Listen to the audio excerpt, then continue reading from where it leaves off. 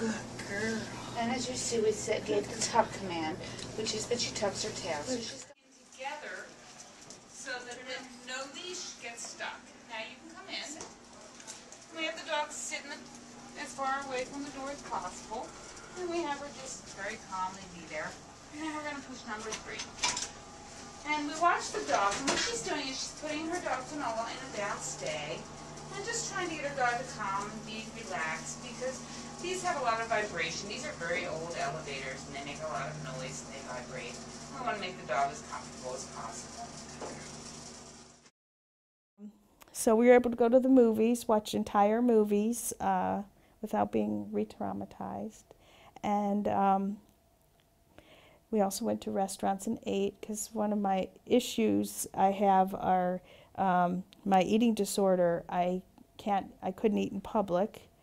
And at home, I pace when I eat, or I used to, I don't now, but I used to pace when I ate, or I would just keep shoveling food in my mouth. So Baron was trained to sit and just stare at me when I would be eating just keep eating and eating. And by him staring at me, because I don't like people looking at me when I eat, was my cue to say, oh gosh, I got to quit eating. So then I would get up and we go outside for a walk. Or if I was pacing back and forth while I was eating, Baron was trained to tug on my sleeve, and he would leave me outside again, so that way I would stop eating.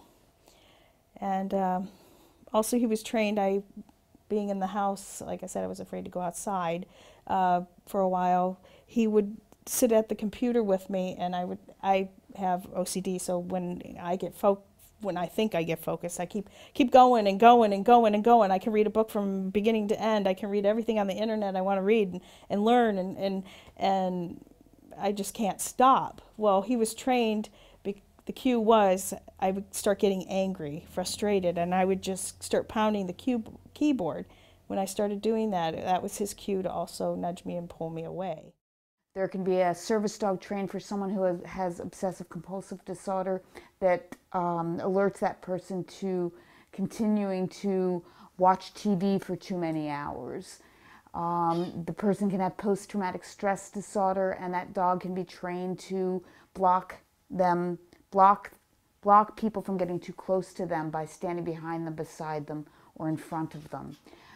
We also have dogs that are trained to wake people up from nightmares based on their history. So the individualization is critical, and the uniqueness of working with psychiatric service dogs is quite different than the dogs that are trained for mobility and or for guide dogs.